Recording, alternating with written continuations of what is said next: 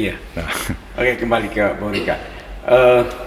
Anda melihat bagaimana sih budaya politik, sosial masyarakat yang mestinya enough is enough, sehingga tahun depan itu harus ada satu perubahan. Pertanyaannya, apa yang harus enough is enough itu, dan ke depan itu kita bisa berharap pada siapa saja sih? Selalu ada dua pendekatan. Satu kan pendekatan kultural, lalu pendekatan struktural. Nah, di mana-mana perubahan itu harus datang dari sebuah engineering struktural. Karena kalau tidak dilakukan, maka itu leadership jadi penting. Nah, kita lihat Korea, yaitu kemudian Singapura juga. Jadi apa yang disebut enlightened despot. Jadi kekuasaan memang tegas, keras, tetapi mencerahkan, karena bersih. Nah, kita butuh sebetulnya leadership yang memang mengambil persoalan. Tapi kalau secara kebudayaan itu kan agak pelan, maka perlu engineering. Nah, engineering sosial, engineering politik itu dia datang dari, ya kalau dalam tradisi panjang misalnya di Cina, selalu ada orang yang berpikir, thinker, yang merumuskan apa yang mau dihadapi yang di atas. Jadi kita butuh sebetulnya leadership yang mengambil risiko. Tetapi risiko itu akan dipercaya oleh publik kalau misalnya memang untuk harus berintegritas, harus bisa dipercaya. Jadi, tapi kalau pemimpin misalnya tidak menunjukkan sebuah integritas dan tidak bersih, itu kepercayaan publik itu akan turun. Jadi ke depan ini mesti ada ketegasan. Di Indonesia itu banyak aset yang idle, baik aset kultural, aspek natural, aspek kelembagaan. Itu aset-aset ya, kelembagaan parpol itu kan aset, agama aset, alam aset. Tapi semuanya itu kelihatannya tidak ada orkestra yang bisa mengenerate semuanya itu sehingga idle.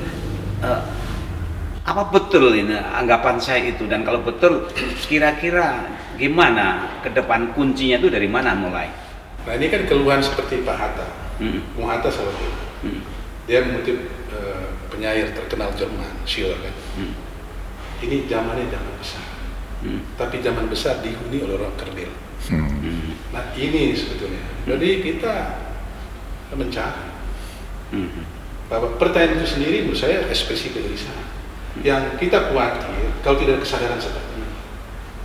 Nah, saya senang dengan pertanyaan ini karena menunjukkan bahwa kita cemas dengan sesuatu keadaan yang berbahaya. Nah, ini sebetulnya, sehingga dari situlah kita bergerak sebetulnya. Kalau kita tidak menggugat keadaan ini, itu sebetulnya Prof, itu yang saya cemaskan. Tapi ketika kita melihatnya ini, wah ini ada sesuatu something wrong with us, lalu kita diskusi seperti ini, mencari jalan keluar. Iya, kembali ke ini structural engineering ya, bahwa begitu kita menyatakan pemilu demokrasi yang melahirkan eksekutif legislatif itu rakyat via parpol. Persoalannya kan parpol itu dia punya otoritas luar biasa, melimpah, tapi dia nggak punya akar kuat di masyarakat. Dia tidak bukan penyambung lidah masyarakat, bahkan suara masyarakat kan dibeli oleh parpol. Ongkos politik mahal sehingga kemudian mengundang oligarki investor ke situ, sehingga ketika Anda bicara ada structural engineering dan perbaikan, saya kok belum melihat tanda-tanda bahwa parpol itu menyadari peran dia, tanggung jawab dia. Ya memang kalau kita melihat dalam beberapa mitos, ya ini mitos jauh ini, Yunani atau Romawi kan, kalau memang kita tidak berdaya, akhirnya kan ada Deus ex machina itu kan, jadi akan turun datang ke bumi untuk menyelamatkannya. Dan itu kan di ujung, itu kan fatalistik. Ya. Tetapi menurut saya perubahan itu tidak mesti datang dari parpol. Jangan-jangan perubahan itu datang dari satu orang. Jangan satu orang. Jadi ketika gelap itu hebatnya, ada saja satu lilin, ada saja satu terang. Itu sudah cukup sebetulnya. Nah, dalam situasi ini kita memang butuh bukan hanya satu lilin, tetapi beribu-ribu lilin. Tetapi kita harus memulai langkah pertama ini. Ada nggak, pertanyaan kita, ada nggak lilin yang kita bisa nyalakan? Dan kalau sudah satu nyala, kita bukan butuh satu lilin saja, kita beribu lilin. Nah, seperti kita melihat juga seperti yang Pak Dar bilang tadi, bahwa dalam kegelapan pandemi ini, kemurangannya, kita tetap melihat juga ada silver line-nya, ada titik cerah yang di situ.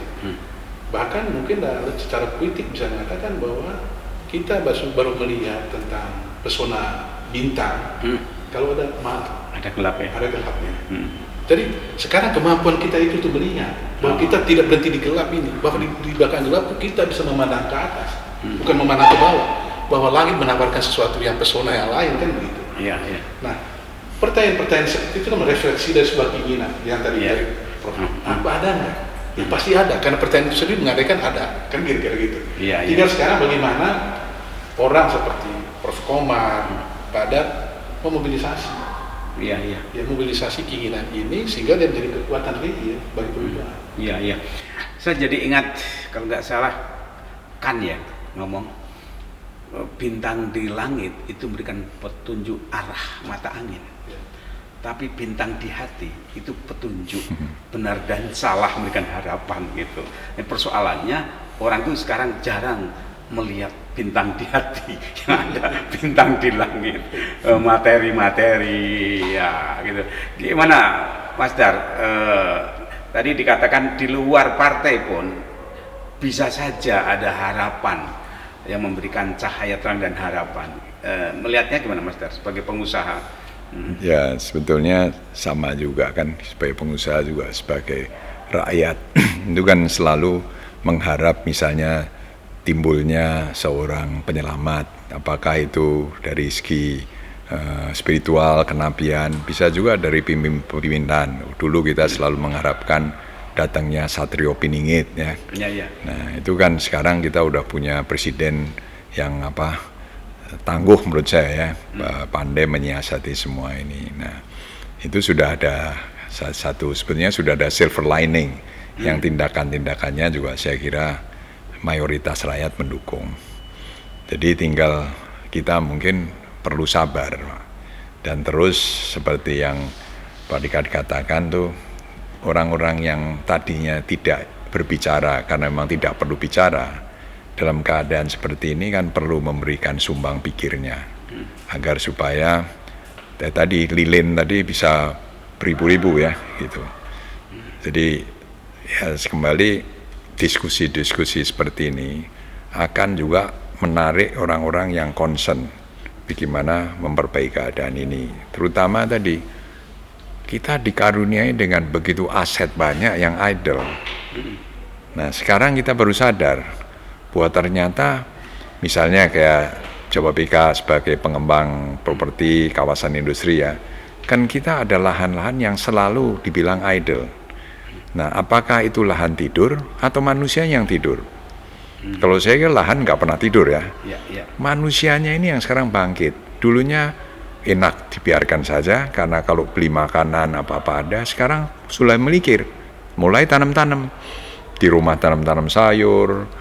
Di kawasan-kawasan itu juga mulai tanam-tanam. Tanah yang tadi dibilang idle sekarang diberdayakan karena takut nanti kekurangan makanan.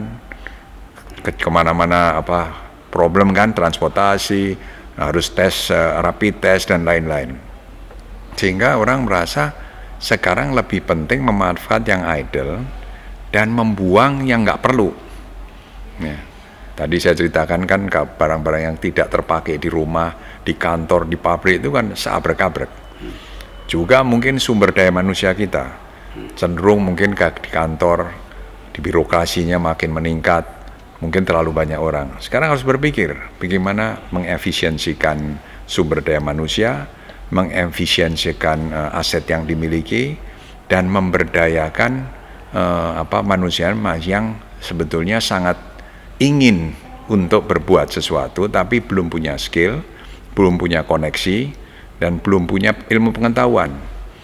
Kalau ini sekarang dikerjasamakan, maka aset-aset yang tadi idle itu bisa termanfaatkan oleh orang-orang yang sangat butuh kerjaan, terutama anak-anak muda yang barusan lulus dari sekolahan dan orang-orang yang kena PHK, yang harus ditrain ulang. Karena mereka umur misalnya 40-an sudah di PHK. Kan ini sebenarnya satu aset lagi tapi mungkin tidak pernah mau belajar yang lain.